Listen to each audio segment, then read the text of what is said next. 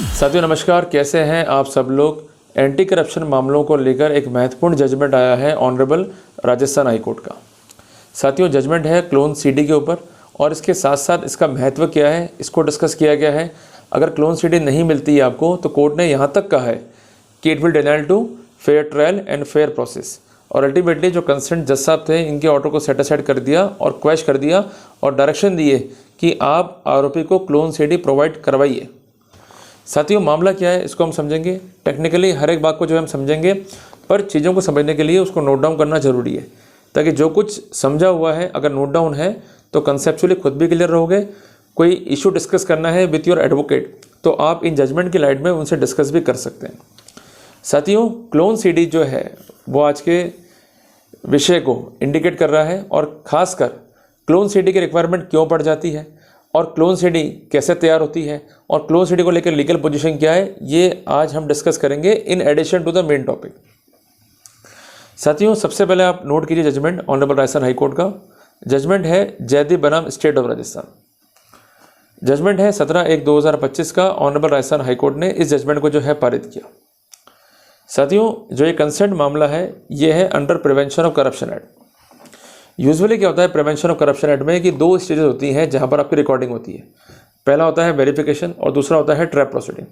और in recording के basis पर कंसर्न सीबीआई या एसीबी या विजिलेंस का कहना ये होता है कि आपने डिमांड किया और डिमांड करने से जो आपकी रिकॉर्डिंग है उसमें जो आपका ग्रिड है वो सेल्फ इंडिकेटिंग है, चूँकि डिमांड बेसिस है प्रोसिक्यूशन का और आपका डिमांड जो है इंडिकेटिव है। ऐसे सिनेरियो में हम आपके विरुद्ध जो है धारा 7 PCAct में कार्रवाई करेंगे। और इसके साथ साथ अगर रिकवरी हो जाती है पैसों की तो कई केसेस में तो कंसर्न जो एंटी करप्शन ब्यूरो है या विजिलेंस है या सीबीआई है वो जोड़ती है धारा 13(1)B, जो कि कॉमनली देखा जाता है पंजाब जोन में, हरियाणा जोन में, या कई बार जोड़ते हैं धारा 13(1)D, ठीक है जी, या कई बार जो है जोड़ते हैं 384 IPC जो कि वर्तमान में हो गया है 308 BNS, या कई बार जोड़ते हैं 120B IPC जो कि वर्तमान में हो गया धारा 62 BNS। क्लियर हो गया आपको। तो ये सब प्रोटोकॉल से कानून के, इसकी जानकारी जो है हमें होनी चाहिए। अगर जानकारी नहीं होगी तो हम लोग मारे जाएंगे। जानकारी के अभाव में ही मेजर कॉज होता है हमारे केस को हार जाने का। क्लियर है। तो सबसे पहले दिमाग में सेट कर लीजिए कि मामला अगर PCAct का है तो उस सिनेरियो में दो ही स्टेज पर रिकॉर्डिंग देखने को मिलेगी। एक तो है स्टेज ऑफ वेरिफिकेशन, दूसरा है स्टेज ऑफ ट्रैप। साथियों जब भी कोई एविडेंस बनेगा तो यूजुअली क्या करता है एंटी करप्शन ब्यूरो कि उस एविडेंस को प्रोसेस करता है और कंसर्न ऑडियो फाइल को कंसर्न पेन ड्राइव में या CD में जो है लिया जाता है। साथियों जब भी कोई आर्टिकल बनेगा तो वो आर्टिकल अगर एविडेंटरी फॉर्म में है तो उस सिनेरियो के अंदर वो जो कंसर्न आर्टिकल है और जो सी कॉपीज़ हैं वो हूबहू एक जैसे ही होनी चाहिए इन ऑल द कंटेक्स्ट, चाहे वो प्रॉपर्टी हो चाहे वो हैश वैल्यू हो। तो ऐसे सिनेरियो के अंदर क्लोन सीडी का जो है कंसेप्ट निकल के आ जाता है।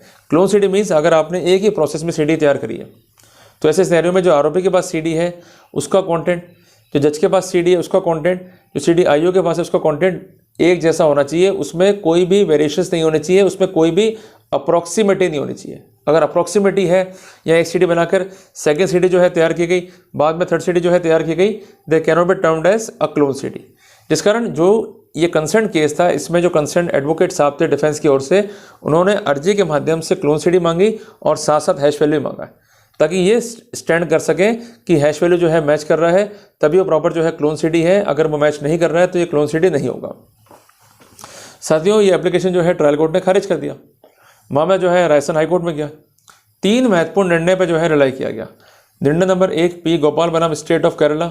जजमेंट है ऑनरेबल सुप्रीम कोर्ट का जिसका साइटेशन है 2020 वॉल्यूम 9 SCC पेज नंबर 161। इस केस में ये ऑब्जर्व किया गया बाय ऑनरेबल सुप्रीम कोर्ट कि अगर हम बात कर रहे हैं फेयर ट्रायल की तो जिन डॉक्यूमेंट्स पर निर्भर कर रहा है प्रोसिक्यूशन उन समस्त डॉक्यूमेंट पर प्रॉपर एक्सेस मिलना चाहिए आरोपी को, ताकि आरोपी जो है अपने केस से प्रॉपर डिफेंड कर सके। अगर उसे प्रॉपर एक्सेस नहीं मिल रहा है मटेरियल के ऊपर, प्रॉपर वो डिफेंड नहीं कर पा रहा है, तो ऐसे सिनेरियो में जो बेसिक प्रोटोकॉल है to ensure the fair trial and fair proceeding उसका जो है अपरेंटली वॉलेशन होगा। साथियों एक इंपॉर्टेंट जजमेंट है ऑनरेबल राजस्थान हाई कोर्ट का साबरमल बनाम स्टेट ऑफ राजस्थान का। जजमेंट है 3/8/2022 का। इस जजमेंट में क्लोन सीडी के बारे में जो है बातचीत कही गई है। एक जजमेंट है महत्वपूर्ण संजय बनाम स्टेट का। जजमेंट है 12/12/2022 का। इस फैसले में भी फेयर प्रोसीडिंग्स की जो है बात की गई है और यह ऑब्जर्व किया गया तब तक एविडेंसेस प्रॉपर वे में कंसर्न आरोपी को नहीं मिलती है तब तक वो अपने केस को प्रॉपर डिफेंड नहीं कर सकता है, और जिस कारण से उस केस में जो फेयर ट्रायल की, फेयर अपॉर्चुनिटी की जो स्थिति है वो बनती नहीं है।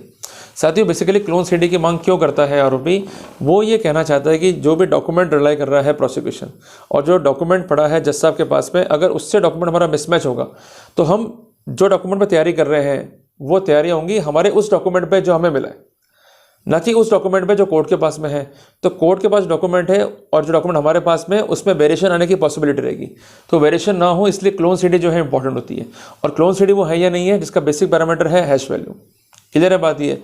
तो इस केस में कोर्ट ने सारी स्थितियों को, परिस्थितियों को ऑब्जर्व किया और कोर्ट ने 3 मत दिए। सबसे पहले बात, आरोपी जो है इंटाइटल है to get the clone CD with proper hash value. दूसरी इंपॉर्टेंट बात है कि अगर क्लोन सीडी इसको नहीं मिल रही है और वो ये राइट जो है मांग रहा है कंसर्न ट्रायल कोर्ट से, और वो जजमेंट रिलाई कर रहा है वेरियस हाई कोर्ट के, ऑनरेबल सुप्रीम कोर्ट के, इसके बावजूद भी इन लिमिने मीन्स इन शॉर्ट जो है ऑर्डर पारित किए जा रहे हैं, तो ऐसी स्थिति में जो कंसेंट राइट्स हैं आरोपी के उसके प्रभावित होने की पूर्ण स्थिति है।